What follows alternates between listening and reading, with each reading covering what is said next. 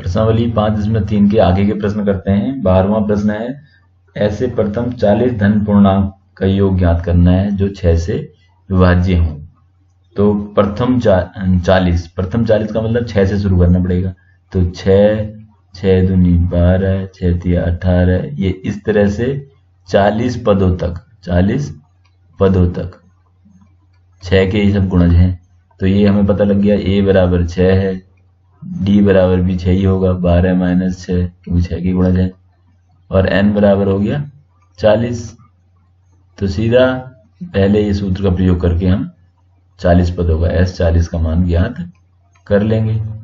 अगला प्रश्न भी इसी प्रकार का है कि 8 के 15 गुणज। तो 8 के 15 गुणज क्या है? 8, 8 16, 24 24, इस तरह से 15 पदों तक करना है। 15 गुणज 15 पदों तक। तो ठीक इसी तरह से करना है। ये a बराबर 8 हो गया, d भी 8 आएगा, 16 - 8 8 आएगा, और n बराबर 15। फिर s 15 का मान ज्ञात कर लेना है। 14वां प्रश्न देखें, वो भी इसी प्रकार का है। 0 से 50 के बीच में विषम संख्याएं जो हैं उनका।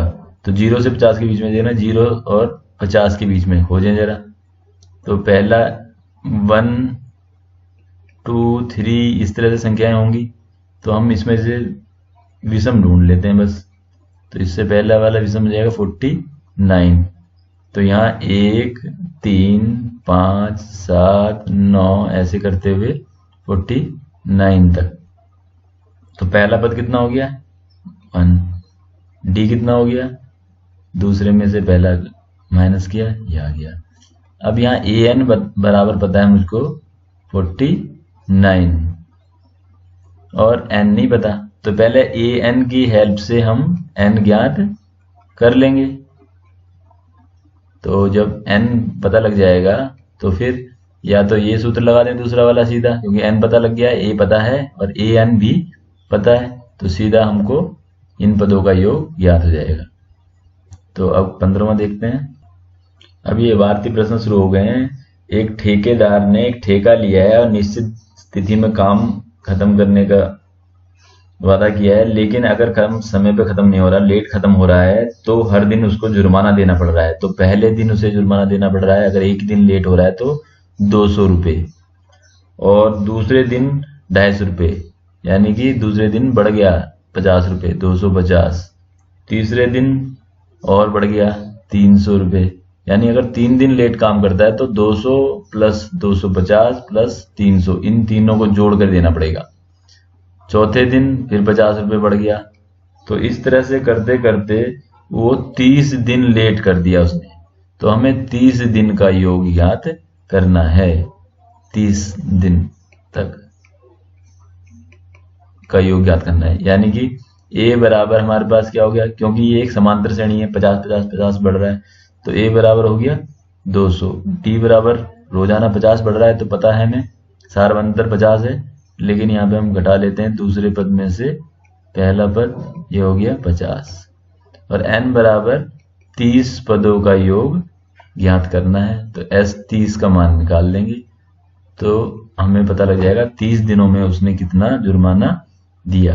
तो सूत्र हमारे पास पता है, Sn बराबर ये n/2 ब्रैकेट में 2a plus n - 1 into d। अगला प्रश्न देखें 16वां। तो 16वां प्रश्न जो है वो है, किसी स्कूल में इनाम बांटे गए हैं, 7 नगद पुरस्कार दिए गए हैं, 700 रुपये दिए हैं, कुल 700 रुपये हैं, उनमें से 7 पुरस्कार बांटने हैं। तो पहला पुरस्कार है दूसरे पुरस्कार से 20 रुपये कम है, यानी पहला 20 रुपये अधिक है, दूसरा कम हो गया 20 रुपये, फिर तीसरा और 20 रुपये कम, चौथा और 20 रुपये कम। तो इस तरह से हम देख रहे हैं, माना पहला पुरस्कार a हो गया, तो दूसरा हो जाएगा a - 20, 20 रुपये कम, तीसरा फिर इसमें भी 20 माइनस, यानी a - 40। इसी तरह से 20 रुपये और कम a - 60, ऐसी 20 रुपये और कम a - 80, ऐसी 20 रुपये कम a - 100, ऐसी 20 रुपये कम a - 120। तो इस तरह से 7 पुरस्कार बांटे गए, 1 2 3 4 5 6 7 पुरस्कार हो गए। तो वो कह रहा है कि ये 7 पुरस्कार जो हैं इनकी जो राशि है, टोटल राशि, टोटल कितने पैसे हैं, 700 रुपये।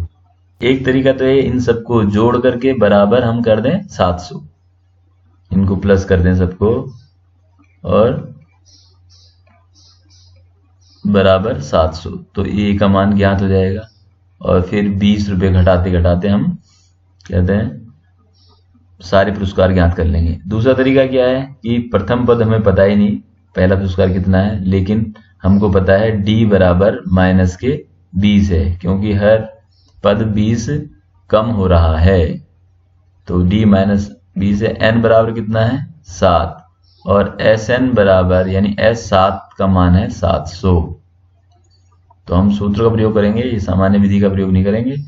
तो यहां देखें तो तो एस एन बराबर n/2 2a plus n-1 D से यहाँ मान रख देंगे, ये हो गया 700, ये है 7/2, ये 2a 7-1 और d है माइनस के 20। तो इस तरह से 7/2 2a ये हो गया 6 इंटू -20, और यहाँ पे इसको इधर ले जाएंगे तो ये होगा 700 इंटू 2/7 बराबर 2a, और ये हो जाएगा माइनस के 120। यहाँ पे इनको सरल करेंगे, ये हो गया 100, ये 200 हो जाएगा, 200 बराबर 2a माइनस 120, और ये यहाँ पे ऐड हो जाएगा 120 बराबर 2a, ये हो गया 320 बराबर 2a, और a बराबर आ गया 320/2, यानी a बराबर आ गया 160। तो अब d माइनस करते हुए यानी कि अगला पद ज्ञात करना है, यानी पहला पुरस्कार तो 160 रुपये का हो गया, तो दूसरा पद क्या होगा भाई, a प्लस d, दूसरा पुरस्कार यानी, तो a कितना 160 और d कितना है माइनस के 20, तो दूसरा पुरस्कार 140।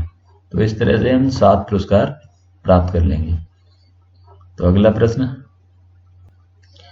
एक स्कूल है, उसने कहते हैं प्रदूषण को कम करने के लिए स्कूल के अंदर बाहर पेड़ लगाए गए हैं, और उन्होंने कहते हैं ये कहा है कि हर क्लास उतने ही पेड़ लगाएगी जितने की वो क्लास है, जितना, यानी 6 क्लास 6 पेड़ लगाएगी, 7 पेड़ लगाएगी, 12वीं क्लास 12 पेड़ लगाएगी, लेकिन हर सेक्शन के कितने, हर क्लास के 3 सेक्शन हैं। तो देखें जरा, पहली क्लास अगर हम इस तरह से लिख दें, एक फर्स्ट सेकंड थर्ड फोर्थ, इस तरह से 12th क्लास तक हो गए, तो हर एक के सेक्शन कितने हैं, 3, तो इससे 3 से मल्टीप्लाई करेंगे तो ये 3 पेड़ लगाएंगे। सेकंड क्लास वाले 3 2 जा 6 पेड़, थर्ड क्लास वाले 3 3 जा 9 पेड़, फोर्थ क्लास वाले 4 3 जा 12 पेड़। इस तरह से फिफ्थ क्लास वाले 3 सेक्शन होने की वजह से 5 5 5 यानी कि, तो इस तरह से 12वीं क्लास के बच्चे लगाएंगे 36 पेड़। तो हम देख रहे हैं यहाँ पे a बराबर हो गया 3, d बराबर हो गया 6 माइनस 3, और n बराबर हो जाएगा 12। ये क्यों हुआ 12? क्योंकि क्लास 1 से लेके क्लास 12 तक 12 क्लासें हो गई टोटल। तो और अंतिम पद an बराबर कितना हो गया, ये 36, तो यानी an क्या, a 12 बराबर 36 लिख सकता हूं। तो यहाँ पे अब एक प्रश्न ये भी हो सकता है माइंड में कि कहते हैं 12 36 क्लासें क्यों नहीं है, तो 36 तो क्लासें इसलिए नहीं होंगी क्योंकि हमने यहाँ पे 3 से गुणा कर दिया है, तो इसलिए पहले वाले को हमने 3 से कर दिया, यहाँ पे दूसरे वाले को 3 से कर दिया है, तीसरी वाली क्लास को भी 3 से, 3 गुना हमने ऑलरेडी ले लिया है। तो हम क्लास जो है क्लास 1 के 3 पेड़ लग रहे हैं, क्लास 2 से 6 पेड़ लग रहे हैं, क्लास 3 से 9 पेड़ लग रहे हैं, तो हमने एक क्लास मानते हुए उनको पहले ही यहाँ पे 3 से गुणा कर दिया है। तो अब n बराबर 12 लेंगे, तो इस तरह से हम 12 पदों का योग ज्ञात कर लेंगे सूत्र लगा करके।